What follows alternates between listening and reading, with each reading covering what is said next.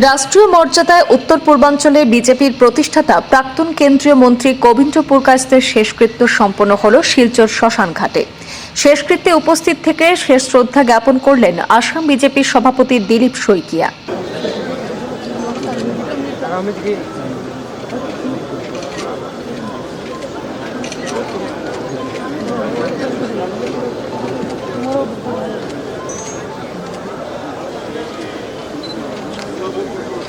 প্রথমে কবীন্দ্র পুরকায়স্থের নশ্বর দেহ শিলচর নতুন পট্টিস্থিত নিজ বাসভবনে নিয়ে যাওয়া হয়। সেখানে ধর্মীয় রীতিনীতি সম্পন্ন করার পর দেহ নিয়ে যাওয়া হয় ইটখলা বিজেপির দলীয় মুখ্য কার্যালয়ে। দলীয় নেতাকর্মী সকলে শেষ শ্রদ্ধা জ্ঞাপন করেন প্রয়াত কবীন্দ্র পুরকায়স্থকে। তারপর কবীন্দ্র পুরকায়স্থের দেহ নিয়ে যাওয়া হয় জেলা ক্রীড়া সংস্থার ময়দানে। সেখানে বিভিন্ন স্তরের জনগণ, প্রবীণ বিজেপির নেতারা সেখানে শেষ শ্রদ্ধা নিবেদন করেন এবং গুয়াহাটি থেকে আসা বিজেপির রাজ্যিক সভাপতি দিলীপ শইকিয়াও সেখানে শ্রদ্ধা জানিয়েছেন কবীন্দ্র পুরকায়স্থকে। সেখানে উপস্থিত ছিলেন বরাক উপত্যকা উন্নয়ন বিভাগের মন্ত্রী কৌশিক রায়, শিলচরের সাংসদ পরিমল শুক্লবৈদ্য, সাংসদ কৃপানাথ মালা, সাংসদ সুস্মিতা দেব, বিভিন্ন দলের বিধায়ক সহ অগণিত গুণমুগ্ধ লোকজন। জেলা ক্রীড়া সংস্থার ময়দান থেকে বিশাল শোকযাত্রা করে অম্বিকাপট্টিস্থিত রাষ্ট্রীয় স্বয়ংসেবক সংঘের কার্যালয় অতিক্রম করে কবীন্দ্র পুরকায়স্থের দেহ শিলচর শ্মশানঘাটে নিয়ে যাওয়া হয়। শিলচর শ্মশানঘাটে রাষ্ট্রীয় মর্যাদায় শেষকৃত্য সম্পন্ন হয়েছে। মুখাগ্নি প্রদান করেন তার পুত্র রাজ্যসভার সাংসদ কনাথ পুরকায়স্থ। কবীন্দ্র পুরকায়স্থের বিয়োগে আসাম তথা উত্তর পূর্বাঞ্চলের রাজনীতিতে এক অপূরণীয় শূন্যতার সৃষ্টি হয়েছে। জনতা পাৰ্টিৰ প্ৰতিষ্ঠাপকসকলৰ মাজৰ অন্যতম কাণ্ডাৰী আমাৰ সকলোৰে পৰম শ্ৰদ্ধেয় মাৰ্গদৰ্শক, আমাৰ অভিভাৱক স্বৰূপ, পিতৃপুৰুষ স্বৰূপ প্ৰাক্তন কেন্দ্ৰীয় মন্ত্ৰী শ্ৰীযুত কবীন্দ্ৰ পুৰকায়স্থ ডাঙৰীয়াৰ দেহাৱসানৰ বাতৰিয়ে প্ৰতিগৰাকী ভাৰতীয় জনতা পাৰ্টিৰ কাৰ্যকৰ্তা, সমৰ্থক, শুভাকাংক্ষী, গুণমুগ্ধ সকলোকে মৰ্মাহত কৰিছে। কবীন্দ্ৰদাৰ নাম নোলোৱাকৈ অসম বিজেপি সম্পূৰ্ণ নহয়। ভাৰতীয় জনতা পাৰ্টিৰ প্ৰতিষ্ঠা কালৰ পৰাই অসমত বা বৰাক উপত্যকাত বিশেষভাৱে আমাৰ দলটোক নিজ হাতেৰে শ্ৰম, কষ্ট আৰু ত্যাগ তিনিওটাৰে তেখেতে যি ধৰণে সন্মুখৰ পৰা নেতৃত্ব দিছিল, সেয়া আমাৰ সকলোৰে বাবে স্মৰণীয় হৈ থাকিব। কবীন্দ্ৰদাৰ সংগঠনৰ প্ৰতি যিটো নিষ্ঠা আছিল, দলটোৰ প্ৰতি, দলটোৰ আদৰ্শৰ প্ৰতি তেখেতে যি ধৰণে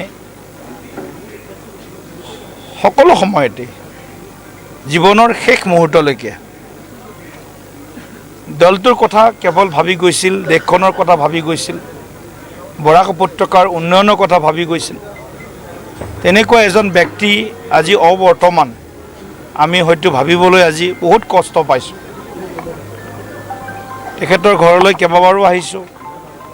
তেখেত সাংসদ হৈ থাকোঁতে, মন্ত্ৰী হৈ থাকোঁতে আমি কেইবাবাৰো তেখেতক লগ পাইছোঁ। গতিকে আমি যেন অভিভাৱকহীন হ'লোঁ। আচলতে আমাৰ সকলোৰে মনৰ যে শূন্যতা এটা বিৰাজমান হৈছে, যে অভিভাৱক যেন আমাৰ মাজৰ পৰা নাইকিয়া হ'ল।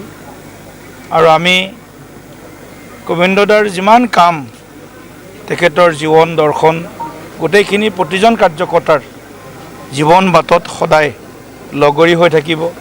প্ৰতিজন কাৰ্যকৰ্তাক অনুপ্ৰেৰণা দিয়া, প্ৰতিজন কাৰ্যকৰ্তাক দলৰ হৈ নিষ্ঠাৰে কাম কৰাৰ বাবে সদায় প্ৰেৰিত কৰা কবীন্দ্ৰদাৰ প্ৰতি আমি আজি গভীৰ শেষ শ্ৰদ্ধাঞ্জলি আমি নিবেদন কৰিছোঁ।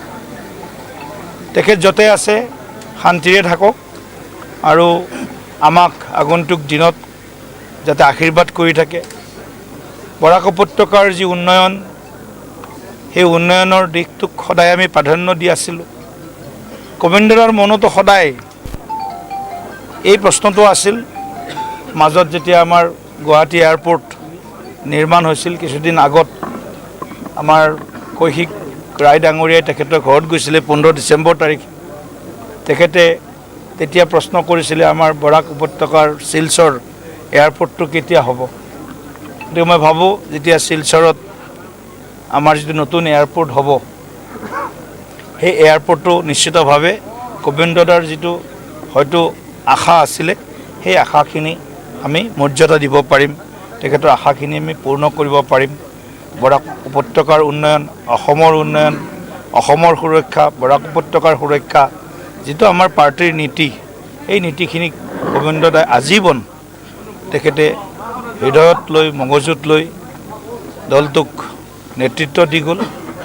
গতিকে মই অসমৰ 65 লাখ বিজেপি কাৰ্যকৰ্তা, অগণন সমৰ্থক, শুভাকাংক্ষীৰ হৈ আকৌ এবাৰ পৰম পিতাৰ ওচৰত তেখেতৰ যি আত্মা, সেই আত্মাৰ সদ্গতিৰ বাবে প্ৰাৰ্থনা জনাইছোঁ। আৰু পৰিয়ালবৰ্গ, গুণমুগ্ধ সকলোকে মই গভীৰ সমবেদনা জ্ঞাপন কৰিছোঁ। বন্ধ থাকবে নাকি? দেয়া হবে কি ওনার ইয়েতে? কালকে মুখ্যমন্ত্রী বলে দিয়েছে, মুখ্যমন্ত্রী কালকেই বলে দিয়েছে রাষ্ট্রীয় মর্যাদার সাথে গোবিন্দদার শেষকৃত্য সম্পন্ন হবে। আর আজকে একটু বরাক মতলব শিলচর কাছাড় জেলা আজকে বন্ধ দেওয়া হয়েছে। আমি সবাই স্মৃতিসৌধ কিছু স্থাপন করা হবে করব, আমি কথা বলবো সবার সঙ্গে, আমার নেতৃত্বের সঙ্গে কথা বলবো, পার্টির প্ল্যাটফর্মে আলোচনা করব। তারপরে কিছু একটা ভিজিবল একটা কর্মসূচি আর সৌধ হইতে পারে, আর কিছুটা হইতে পারে। আমি কথা আলোচনা হওয়ার পরে আপনাকে আমি জানিয়ে দিব যে আপনি গোবিন্দদার স্মৃতি যুগমিয়া করার জন্য আমি কি করব, কি করতে পারবো। সৌধ হইলেও গোবিন্দদা আমার জীবনে থাকব, আমার পার্টিতে এজন অভিভাবক স্বরূপে থাকব। ওনার দর্শন, ওনার পার্টির প্রতি যিটো নিষ্ঠা, এই নিষ্ঠা প্রতিজন কার্যকর্তার জীবনে এক অনুপ্রেরণার অমল উৎস হয়ে রবে। আর আমি সবাই আজকে এখানে গোবিন্দদাকে শেষ অন্তিম শ্রদ্ধা আমি নিবেদন করেছি।